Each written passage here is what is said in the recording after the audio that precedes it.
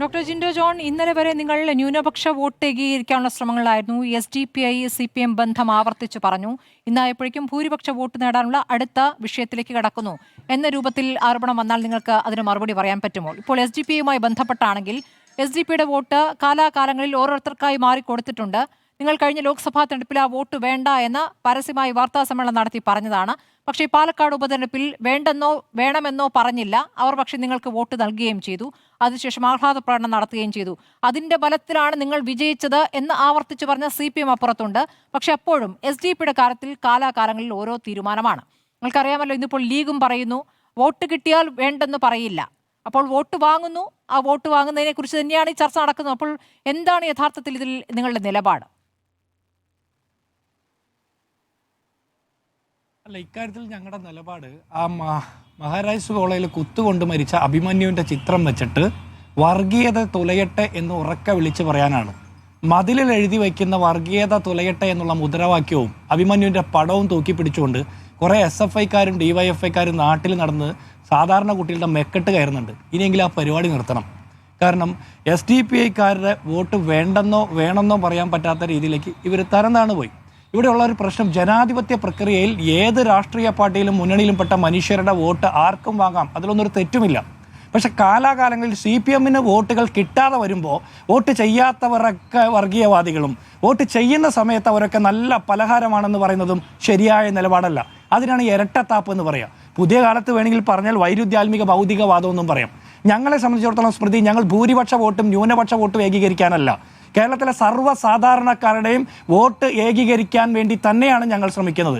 അതിനു വേണ്ടിയിട്ട് ആരോഗ്യരംഗത്തിൻ്റെ തകർച്ച, ആഭ്യന്തര രംഗത്തിൻ്റെ സംഘപരിവാർവൽക്കരണം, സാമൂഹ്യക്ഷേമ വകുപ്പിൻ്റെ പരാജയം, വിദ്യാഭ്യാസ രംഗത്ത് SFIക്കാരുടെ കൂത്തരങ്ങുമായി ആക്കി മാറ്റിയതിനെ കുറിച്ചിട്ട്, കർഷകരുടെ കെടുതികളെ കുറിച്ചിട്ട്, ക്ഷേമനിധി പെൻഷൻ കിട്ടാത്ത മനുഷ്യരെ കുറിച്ചിട്ട്, കോടിക്കണക്കിന് രൂപയുടെ കുടിശ്ശിക കിട്ടാനുള്ള മറ്റേ കരാറുകാരെ കുറിച്ചിട്ട്, രൂക്ഷമായിട്ടുള്ള വിലക്കയറ്റത്തെ കുറിച്ചിട്ട്, വൈദ്യുതി ചാർജും വെള്ളക്കരവും ഭൂനികുതിയും കെട്ടിട നികുതിയും കെട്ടിട നിർമ്മാണത്തിൻ്റെ പെർമിറ്റ് ഫീസും ഒക്കെ പലയിരട്ടി വർദ്ധിപ്പിച്ച് കൊള്ളയടിച്ച് മടുത്തപ്പോൾ ശബരിമല ശാസ്താവിനെ വരെ കൊള്ളയടിച്ച സർക്കാരിൻ്റെ തട്ടിപ്പിനെ കുറിച്ചിട്ട്, കൊടും കൊള്ളയെക്കുറിച്ചിട്ട്, ധൂർത്തിനെക്കുറിച്ച്, പിൻവാതിൽ നിയമനത്തെക്കുറിച്ച്, കുടുംബശ്രീ ക്യാൻറ്റീൻ തൊട്ട് യൂണിവേഴ്സിറ്റി തസ്തിക, പ്രൊഫസർ തസ്തിക വരെ സഖാക്കന്മാരുടെ ഭാര്യമാരെ തിരികെ കയറ്റുന്ന പിൻവാതിൽ നിയമനത്തെക്കുറിച്ചിട്ട് ഒക്കെ ഞങ്ങൾ ഈ രാഷ്ട്രീയം പറയും. അതുപോലെ ഇതെല്ലാം പറയുന്നത് എന്തിനാണെന്നറിയോ? സകല മനുഷ്യരുടെ വോട്ട് കിട്ടാനാണ്. അതിൽ ഭൂരിപക്ഷം ന്യൂനപക്ഷം ഒന്നില്ല. തെരഞ്ഞെടുപ്പ് തോൽക്കുമ്പോൾ ക്രിസ്ത്യാനികൾ വോട്ട് ചെയ്തില്ല, നായന്മാർ വോട്ട് ചെയ്തില്ല, ഈഴവർ വോട്ട് ചെയ്തില്ല, മുസ്ലിങ്ങൾ വോട്ട് ചെയ്തില്ല എന്നൊക്കെ പറയുന്ന പാർട്ടി സെക്രട്ടറി CPMനാണ് അലങ്കാരം. ഞങ്ങൾ അങ്ങനെ ഒരു വാചകം പോലും പറയാറില്ല. തോൽക്കുമ്പോൾ ആ തോൽവി എന്തുകൊണ്ടാണെന്ന് പഠിക്കുകയും ജയിക്കുമ്പോൾ ആ ജയവും കൂടി പഠിക്കുന്ന ഒരു സിസ്റ്റമാണ് ഇപ്പോൾ കോൺഗ്രസിലുള്ളത്. അതുകൊണ്ട് ഞങ്ങൾക്ക് ഇവർ പറയുന്നതിൽ ഒരു പേടിയുമില്ല. ഇനി ഒന്ന് രണ്ട് കാര്യം എനിക്ക് പറയാൻ സമയം കിട്ടുമെന്ന് ഞാൻ വിചാരിക്കുന്നു. ആർഷ പറഞ്ഞ കാര്യം, CPM BJP ഡീലിന് തെളിവുണ്ടോ എന്ന് ചോദിക്കുന്നു. അതേസമയം തന്നെ സംഘപരിവാറിനെതിരെ സന്ധിയില്ലാത്ത പോരാട്ടം നടത്തുന്നവരാണ് ഇവരെന്ന് പറയുന്നു. ഈ തൃശ്ശൂർ പൂരം കലക്കി സുരേഷ് ഗോപിയെ ജയിപ്പിച്ചത് സംഘപരിവാറിനെതിരെ സന്ധിയില്ലാത്ത പോരാട്ടം നടത്തിയതാണോ? എങ്കിൽ സുനിൽ കുമാറിനെ ഒന്ന് പറഞ്ഞ് ബോധിപ്പിക്കണം. വോട്ട് ചോരി ആരോപണമായി രാഹുൽ ഗാന്ധി ഈ രാജ്യത്തിന്റെ തെരുവ് നിറഞ്ഞപ്പോൾ തൃശ്ശൂർ സുരേഷ് ഗോപിയുടെ വീട്ടുകാരും ഡ്രൈവറും അടക്കം കള്ളവോട്ടും ഇരട്ട വോട്ടും ചെയ്തു എന്നുള്ള വിവരങ്ങൾ പുറത്തു വന്നിട്ട് ഒരു നാവ് ഉയർത്തി ഒരു വാക്ക് പറയാൻ പറ്റാത്ത പിണറായി വിജയന്റെ മൗനം സംഘപരിവാറിനെതിരായിട്ടുള്ള പോരാട്ടമല്ല. അതുപോലെ നിങ്ങളുടെ ഒന്നാം പിണറായി സർക്കാരിലെ റവന്യൂ മന്ത്രിയായിരുന്ന ചന്ദ്രശേഖരനെ തല്ലിയ BJPക്കാർ രക്ഷപ്പെടാൻ വേണ്ടിയിട്ട് മൊഴിമാറ്റിയ CPMകാർ സംഘപരിവാറിനെതിരായിട്ടുള്ള പോരാട്ടമല്ല നടത്തിയേ. PM ശ്രീയും ലേബർ കോഡും ഒക്കെ ഒളിവിൽ പോയി ഒളിച്ചിരുന്ന് ഒപ്പിട്ട് കൊടുത്തത് സംഘപരിവാർ വിരുദ്ധ പോരാട്ടത്തിന്റെ ഭാഗമല്ല. ADGP MR അജിത്കുമാർ RSS നേതാക്കന്മാരെ കണ്ട് സന്ധി സംഭാഷണം നടത്തിയത് സംഘപരിവാർ വിരുദ്ധത്തിന്റെ പോരാട്ടത്തിന്റെ ഭാഗമല്ല. കേരളത്തിലെ മുഖ്യമന്ത്രി പിണറായി വിജയന് RSSകാരായിട്ടുള്ള ഗവർണർമാരില്ലാതെ അത്താഴവും പ്രാതലും കഴിക്കാൻ പറ്റാത്ത മുട്ടുകേടിലേക്ക് എത്തിയത് സംഘപരിവാർ വിരുദ്ധ പോരാട്ടത്തിന്റെ ഭാഗമല്ല എന്ന് ഓർക്കുന്നു. ഇനി എന്താണ് ഡീൽ എന്ന് ചോദിച്ചാൽ, ലാവ്ലിംഗ് കേസിൽ വക്കീൽ ഹാജരാകാതിരിക്കുന്ന 38 തവണ, സ്വർണ്ണക്കടത്ത് ലൈഫ് മിഷൻ കേസിൽ മുഖ്യമന്ത്രിയോട് ഒരു ചോദ്യം ചോദിക്കാൻ കേന്ദ്ര ഏജൻസികൾക്ക് പറ്റാതെ വരുന്നത്, മകളുടെ മാസപ്പടി, മകന്റെ ED നോട്ടീസ്, കരുവന്നൂരിലെ കള്ളസഖാക്കന്മാരെ സംരക്ഷിക്കുന്നത്, ശബരിമല ശാസ്താവിന്റെ സ്വർണം കട്ടിട്ട് പോലും നരേന്ദ്രമോദി സർക്കാരിന് ഒന്ന് അനങ്ങാൻ പോലും പറ്റാത്തത് ഡീലിന്റെ തെളിവാണ്. കേസിലെ സുരേന്ദ്രനെ രക്ഷപ്പെടുത്തി സാക്ഷിയാക്കിയത് ഡീലിന്റെ തെളിവാണ്.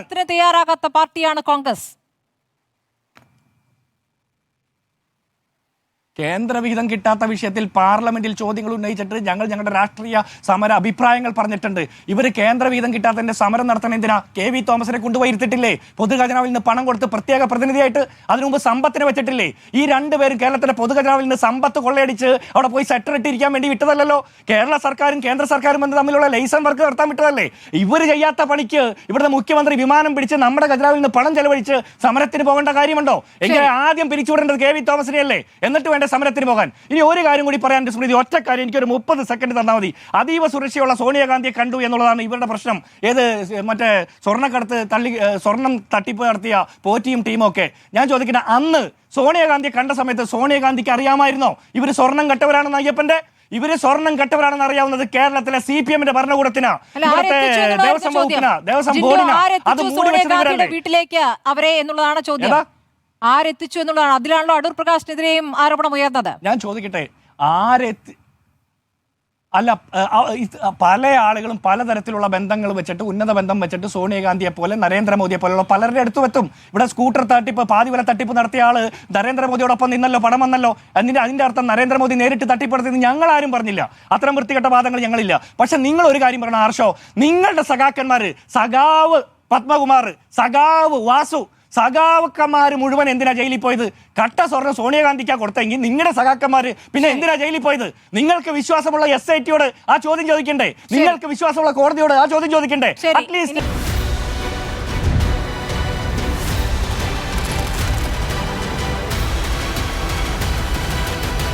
Debate with Smriti Paruthikad.